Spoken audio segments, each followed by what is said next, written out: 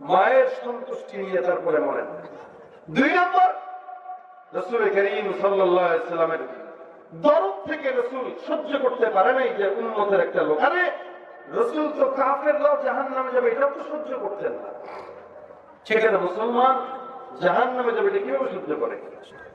কখনো আল্লাহর হাবিবের সামনে সন্তান লাশ নিয়ে যাইত কাফেরে, রাসূল সাল্লাল্লাহু আলাইহি ওয়াসাল্লাম দেখে বলতেন, আমার সামনে দিয়ে লাশ যাইতেছে, মুসলমান যদি হইতো রে জান্নাতে যাইত। বেচারা ইসলামের জন্য শুধু জাহান্নামে যাবে। রাসূল তার দিলের দরদ থেকে আবু তালেবকে কানে কানে মৃত্যুর আগে বলেছিল, চাচা খালি একবার বলেন, একবার, কেউ জানবে না, আমি নবীও কাউকে বলবো না, আপনি শুধু একবার বলবেন যে আপনি আমাকে মানেন এবং আপনি আল্লাহ পাককে মেনেছেন, বিশ্বাস করেন, একবার বলেন।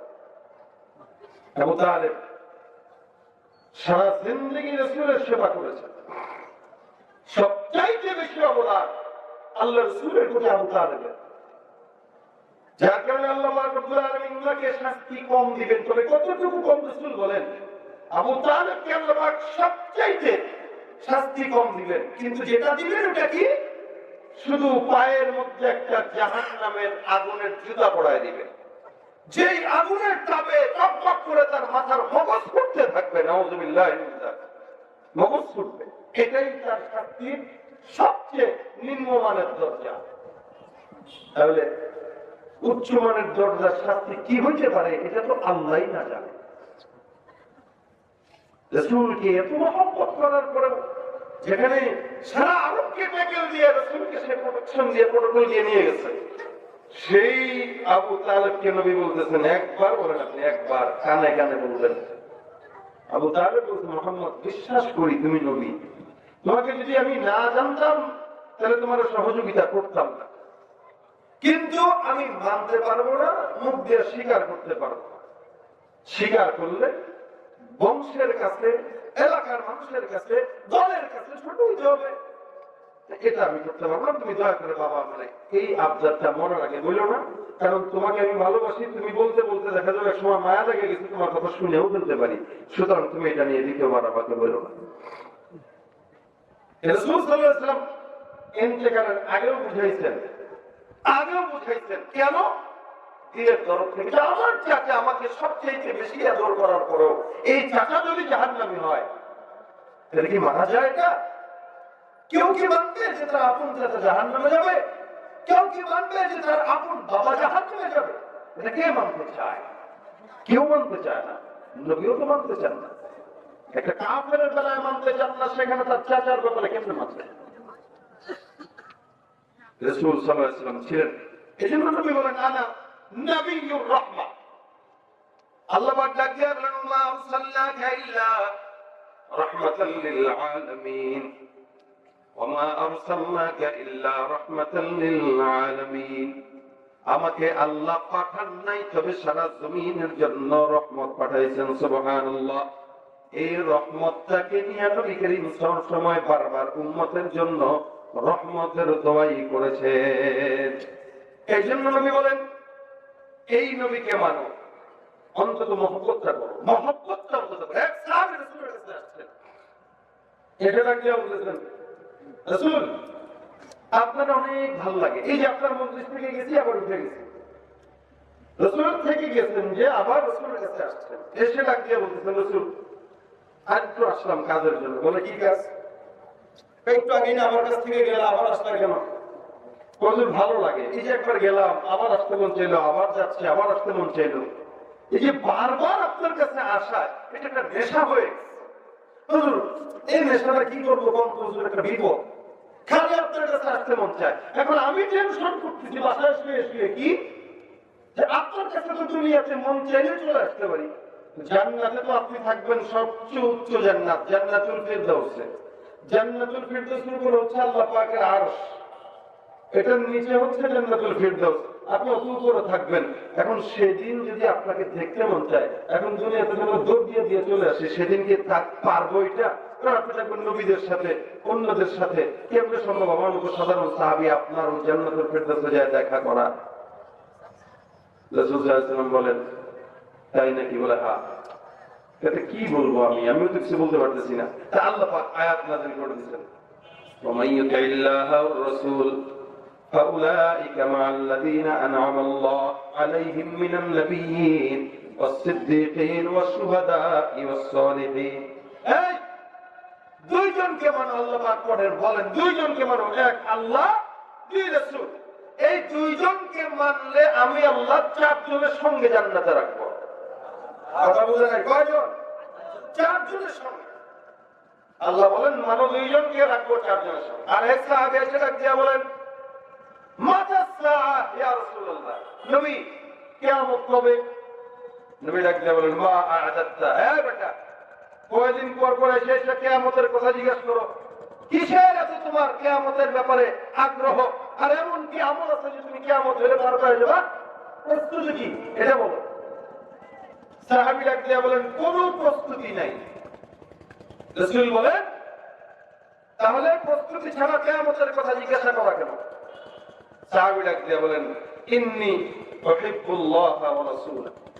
আমার কাছে প্রস্তুতি না থাকলেও আমি আমার রাসূল আর আমার আল্লাহকে ভালোবাসি, এটাই আমার প্রস্তুতি। সুবহানাল্লাহ।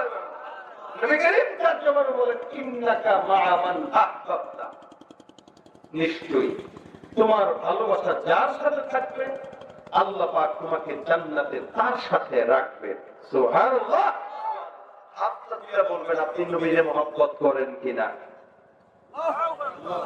এত দেরি হইল কেন? জোরে বলেন, করেন কিনা? করেন কিনা?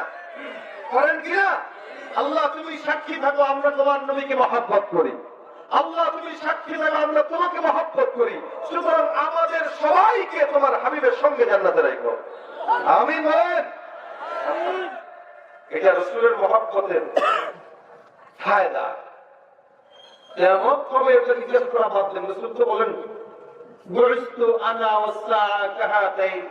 আল্লাহ পাক আমারে এমন সময় পাঠাইছেন যে আমার আর কিয়ামতের মাঝে এতটুকু পার্থক্য, অর্থাৎ কোনো পার্থক্যই নাই, ফারাকই নাই। আমারে পাঠানোটাই কিয়ামতের সবচেয়ে বড় আলামত। রাসূল আসছেন, কিয়ামতের আলামত শুরু হয়ে গেছে। অলরেডি আমরা আখিরের জামানায় আছি, শেষ জামানা, গালিগালাজের জামানা, ফাসাদের জামানা, হিংসার জামানা, সন্ত্রাসীর জামানা, সুদ ঘুষের জামানা, জেনা ব্যভিচারের জামানা, গুনাহের জামানা, ফিতনার জামানা। সমস্ত অন্যায় একসঙ্গে যে মুহূর্তটায় আছে ওইটা এই সময় পাওয়ার পর যদি কেউ বলেন কিয়ামত এখনো অনেক দূরে, তাহলে আর কিছু বলার নাই। যেখানে ৪,০০০ বছর আগে রাসূল বলেছেন আনা ওয়াস সাআ কাহাতাইন, সেখানে আমরা ঠেলে ঠেলে কিয়ামতকে পিছনে পাঠাইতেছি, অথচ নিজেও বুঝতেছি না যে আমি নিজেই কিয়ামতের আলামত, নিজেই বুঝতেছি না। আমরা এক একজন কিয়ামতের আলামতকে বহন করতেছি আর সমাজে ভুগতেছি। মাআযাল্লাহ, আল্লাহ মাফ করুক। যারা বলেন আমিন। আমি যে হাদিসটা শেষে শুনে রাসূল বলেন, ইন্নাকা মা'a মান আহবাবতা। আল্লাহর নবীকে ভালোবাসার কয়টা আল্লাহ পাক রব্বুল আলামিন ফায়দা কোরআনে বলেন। একটা হলো ওয়া ইন তুতিউহু তাহতাদু। আল্লাহ পাক ডাকতে বলেন ওয়া ইন তুতিউহু তাহতাদু, যদি তার ইতাআত করো হেদায়েত প্রাপ্ত হয়ে যাবে। আল্লাহু আকবার। কি হবে? কি হবে? হেদায়েত প্রাপ্ত। কারণ আমি হেদায়েত প্রাপ্ত আছি, নামাজ তো পড়ি, দাড়ি তো রাখছি, টুপি তো রাখছি। হ্যাঁ, দাড়ি টুপি রাখলে কি হেদায়েত প্রাপ্ত হয়? হেদায়েত বহুত বড় দামি জিনিস। এটার ব্যাখ্যা এলাকার বড় বড় কোন মুহাদ্দিস, ফকিহ, কোন পীর সাহেব, বুজুর্গ, হযরতের কাছে জিজ্ঞাসা করবেন। নামাজ পড়লেই হেদায়েত প্রাপ্ত হয় না। হেদায়েতের আরো অনেক অর্থ আছে। আল্লাহ পাক বলেন ইন তুতিউহু তাহতাদু, যদি তাকে পরিপূর্ণ ইতাআত করো তো হেদায়েত প্রাপ্ত হয়ে যাবে। এটা এক নম্বর ফায়দা। দুই নম্বর ফায়দা, ওয়াতিউল্লাহ ওয়ার রাসূল লাআল্লাকুম তুরহামুন। আল্লাহ পাক বলেন যদি কেউ আল্লাহ এবং আল্লাহর রাসূলকে ইতাআত করে তাহলে আমি আল্লাহ তাদেরকে দয়া করব, রহম করব। সুবহানাল্লাহ। এক নম্বরে আল্লাহ কি করবেন? হেদায়েত দিবেন। দুই নম্বরে আল্লাহ পাক রহমত দান করবেন। হেদায়েতের পরে রহমতটা অনেক জরুরি। যদি হেদায়েত হয়ে গেল, রহমত যদি না করে আবার গুনাহ হবে। এই কারণে হেদায়েত পাওয়ার পরে রহমত দিয়া কবর পর্যন্ত হেদায়েতের উপর অটল থাকার জন্য আল্লাহর রহমত দরকার আছে না নাই? আল্লাহ পাক হেদায়েতও করবেন, রহমতও করবেন। আজকে আল ইখওয়ান এই ফাউন্ডেশনের থেকে 2 বছর যাবত প্রোগ্রামটা করতেছে। প্রথম 2 বছরই আমাকে এনেছে, যদিও প্রোগ্রাম এটা 6ষ্ঠ বার্ষিক, কিন্তু এর আগে হয়েছিল। বাকি 2 বছর ধরে ফোয়ানের উদ্যোগে হচ্ছে, ফাউন্ডেশনের উদ্যোগে। যে সমস্ত যুবকরা এই আল ইখওয়ান ফাউন্ডেশনের সাথে আছেন, প্রত্যেকটা যুবককে আল্লাহ রাসূলের খাঁটি আশিক বানায় দেন। আমিন। বলেন আমিন। আমিন।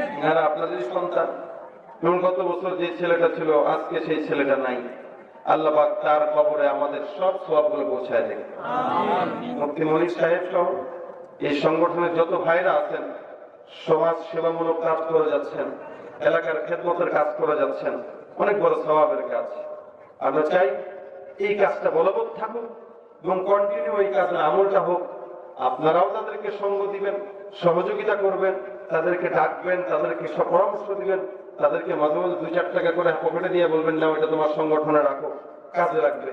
এই চেষ্টাগুলো আপনারা করবেন, তাহলে আপনারাও এই সওয়াবের কিছু ভাগীদার হবেন বলে আশা করা যায়।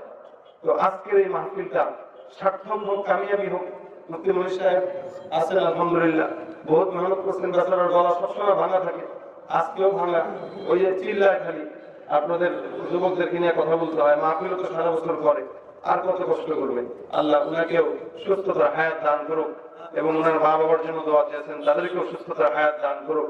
আপনাদের জন্য দোয়া করি, যারা কষ্ট করে বৃষ্টির মধ্যেও মহাব্বত নিয়ে এই পর্যন্ত বসছেন, আপনাদের জানে, মালে, ইমানে, আমলে, হায়াতে, রিজিকে আল্লাহ পাক বারাকা দান করুক। বলেন আমিন। সকলে একটু দুরূদ শরীফ পড়েন। আল্লাহুম্মা সাল্লি আলা সাইয়্যিদিনা ওয়া নাবিয়্যিনা ওয়া শাফিঈনা ওয়া হাবিবিনা মাওলানা মুহাম্মদ সাল্লাল্লাহু আলাইহি ওয়া আলা আলিহি ওয়া আসহাবিহি ওয়া বারিক ওয়া সাল্লিম। আল্লাহুম্মা সাল্লি আলা সাইয়্যিদিনা ওয়া নাবিয়্যিনা ওয়া শাফিঈনা ওয়া হাবিবিনা মাওলানা মুহাম্মদ সাল্লাল্লাহু আলাইহি ওয়া আলা আলিহি ওয়া আসহাবিহি ওয়া বারিক ওয়া সাল্লিম। আস্তাগফিরুল্লাহ রাব্বি মিন কুল্লি যামবি ওয়া আতুবু ইলাইহি লা হাওলা ওয়া লা কুওয়াতা ইল্লা বিল্লাহিল আলিয়্যিল আযীম। আল্লাহুম্মা আনতাস সালাম রব্বানা যালামনা আনফুসানা ওয়া ইন লাম তাগফির লানা ওয়া তারহামনা লানাকুনান্না মিনাল খাসিরিন। ربنا فاغفر لنا ذنوبنا وكفر عنا سيئاتنا وتوفنا مع الأبرار رب العالمين। মাগরিব থেকে এই পর্যন্ত গুনাহগার বান্দারা গুনাহের বোঝা মাথায় নিয়ে তোমার শাহী দরবারে হাত তুলছে। আল্লাহ মেহেরবানি করে তুমি প্রত্যেকের গুনাহ খাতা তুমি আল্লাহ মাফ করে দাও। আয় আল্লাহ, যে আলোচনা হয়েছে জানে, মালে, ইমানে, আমলের মধ্যে বরকত দান করে দাও।